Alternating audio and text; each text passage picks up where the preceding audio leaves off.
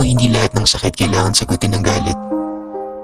Kapag may nagkasala sa'yo, may dalawang pagpipilian ka. Bumante o magtiwala.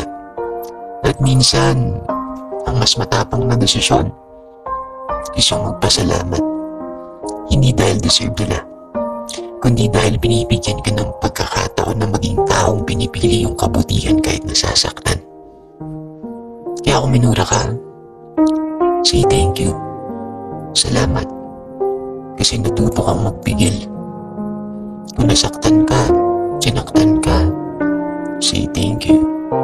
Kasi natuto kang magmahal kahit mahirap. Kaya sa bawat pagkakataon na pinapatawad mo sila, pinapalaya mo yung sarili mo. At sa huli, hindi natin kailangan gumanti. Dahil si Lord na yung bahalang gumanti ng kabutihan natin. Sa tamang oras at sa tamang panahon.